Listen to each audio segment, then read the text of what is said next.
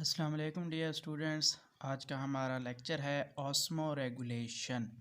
Osmo regulation discuss करने से पहले मेरी एक छोटी सी रिक्वेस्ट है कि अगर आप हमारे चैनल पर न्यू हैं तो हमारे चैनल को सब्सक्राइब कर लें और बेल आइकन को प्रेस कर दें ताकि न्यू लेक्चर आने वाले आपको बआसानी मिल सकें। तो चले आप आज का टॉपिक डिस्कस करते हैं ऑस्मो रेगुलेशन।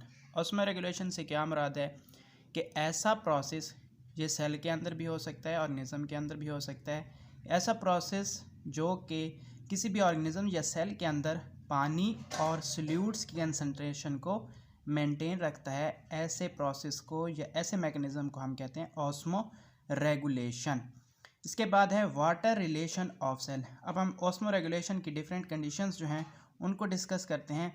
तो सेल के अंदर पानी का जो रिलेशन है, यानी कि पानी किस रिलेशन के साथ सेल के अंदर मौजूद होता है, तो यहाँ पर पानी जो है water is solvent in cell. Solvent और सॉल्यूट, जब भी हम किसी भी सॉल्यूशन की बात करते हैं तो वहाँ पर एक सॉल्यूट होता है और एक सॉल्वेंट मौजूद होता है। तो ऐसा पार्टिकल या ऐसी चीज़ जो कि ज़्यादा क्वांटिटी में मौजूद होती है उसको हम सॉल्वेंट कहते हैं, और ऐसी चीज़ जो कि कम क्वांटिटी में मौजूद होती है उसको हम सॉल्यूट कहते हैं। तो सेल के अंदर जो पानी है वो सॉल्वेंट के तौर पर मौजूद होता है, और जो साल्ट्स वगैरह हैं वो सॉल्यूट के तौर पर, यानी उनकी मिकदार कम होती है तो वो सॉल्यूट्स के तौर पर मौजूद होती हैं। तो पानी एक सॉल्वेंट के तौर पर सेल के अंदर मौजूद होता है। इसकी एक डेफिनाइट जो क्वांटिटी है, एक पेट जो क्वांटिटी है वो पानी की मौजूद होती है सेल के अंदर, और साल्ट्स की भी एक मुतनासिब जो है तादाद मौजूद होती है। इस जो रिलेशन है पानी और साल्ट का, इस रिलेशन को मेंटेन रखना होता है, और इस मेंटेन रखने के लिए डिफरेंट जो है वो प्रोसेस देखे जाते हैं। इसके बाद हम देखते हैं कि किस तरह से पानी और सॉल्यूट्स जो हैं उनकी कंसंट्रेशन या साल्ट की कंसंट्रेशन और पानी की कंसंट्रेशन को बॉडी के अंदर मेंटेन रखा जाता है, और इसके लिए कितने जो है इन्वायरमेंट होते हैं। बेसिकली अगर हम बात करें तो 3 तरह के जो इन्वायरमेंट हैं वो सेल के अंदर मौजूद होते हैं। 3 टाइप्स ऑफ इन्वायरमेंट मौजूद होते हैं। एक को हम आइसोटोनिक कहते हैं, एक को हाइपोटोनिक कहते हैं, और एक को हाइपरटोनिक कहते हैं। तो बात करते हैं वन बाय वन। सबसे पहला हमारा जो इन्वायरमेंट मौजूद होता है वो होता है आइसोटोनिक। आइसो मतलब सेम, टॉनिक कंडीशंस, यानी कि यहाँ पर जो कंडीशंस हैं पानी और सॉल्यूट्स की वो तकरीबन बैलेंस में होती हैं और सेम कंडीशंस होती हैं।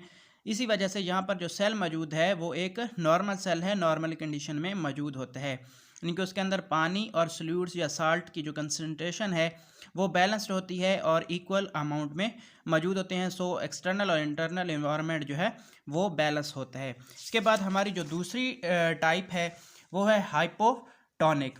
अब हाइपोटोनिक और हाइपरटोनिक में बाज़ औक़ात जो है स्टूडेंट्स आपस में मिक्सअप कर देते हैं, तो इसका भी मैं सलूशन एंड पे आपको बताऊंगा।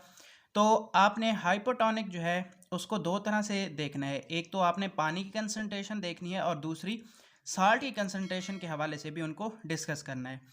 तो ऐसा सेल जिसमें एक्सटर्नल इन्वायरमेंट जो है वो बहुत डिल्यूटेड होता है, यानी कि एक्सटर्नल इन्वायरमेंट में बहुत ज़्यादा पानी मौजूद होता है। लाजमी बात है जब एक्सटर्नल इन्वायरमेंट डाइल्यूटेड होगा तो इंटरनल इन्वायरमेंट जो है उसमें कम पानी होगा, यानी लेस डाइल्यूटेड होगा। तो ऐसे इन्वायरमेंट को हम कहते हैं हाइपोटोनिक इन्वायरमेंट। या फिर अगर हम साल्ट के हवाले से इसको डिस्कस करें तो साल्ट जो है ऐसा इन्वायरमेंट जिसमें एक्सटर्नल सेल का एक्सटर्नल इन्वायरमेंट जो है उसके अंदर कम साल्ट्स होती हैं, तो उस सेल को हम हाइपोटोनिक कहते हैं। या फिर जब लाजमी बात है एक्सटर्नल इन्वायरमेंट में साल्ट्स कम होंगी तो इंटरनल इन्वायरमेंट में साल्ट्स ज़्यादा होंगी।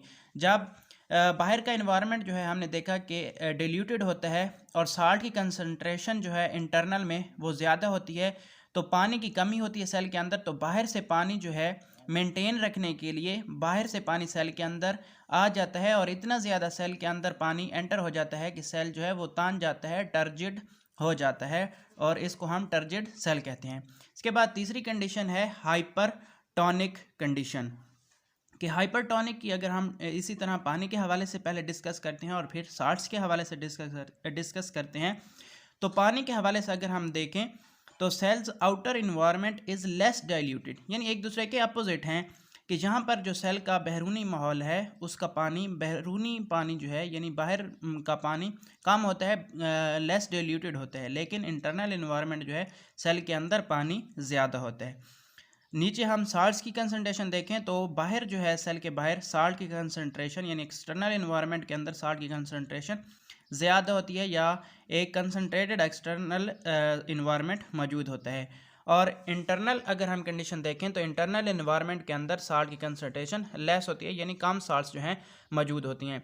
लाजमी बात है जब सेल इंटरनल इन्वायरमेंट में साल्ट की कंसंट्रेशन कम है और बाहर जो है साल्ट्स ज़्यादा हैं तो पानी जो है सेल के अंदर ज़्यादा है और बाहर कम है तो पानी बाहर से अंदर से सेल के अंदर से बाहर की तरफ जाएगा ताकि अपने इन्वायरमेंट को वो बैलेंस्ड रख सके। तो जब पानी जो है सेल के अंदर से बाहर की तरफ जाता है तो सेल क्या होता है, श्रिंक हो जाता है।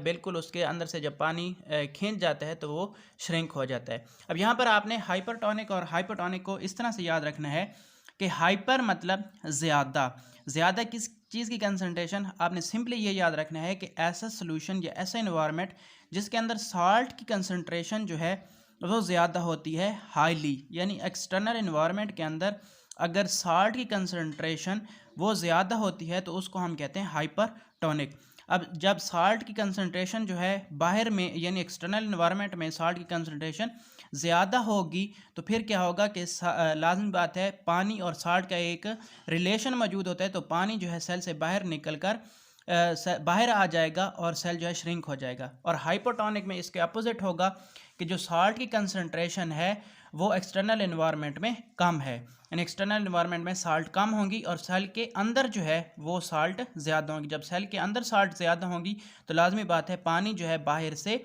अंदर की जानिब आएगा ताकि साल्ट और पानी का आपस का जो रिलेशन है उसको बैलेंस रख सके। तो इस रिलेशन को बैलेंस रखने के लिए पानी जो है सेल के अंदर दाखिल होगा और सेल मज़ीद टर्जिट हो जाएगा और इसके बस्ट होने के भी चांसेस ज़्यादा हैं। तो ये था जी आज का हमारा लेक्चर। अगर आपको हमारा लेक्चर पसंद आया तो हमारे चैनल को सब्सक्राइब कर दें और साथ बेल आइकॉन को प्रेस कर दें ताकि हमारे आने वाले नए लेक्चर्स आपको आसानी से मिल सकें। Thank you.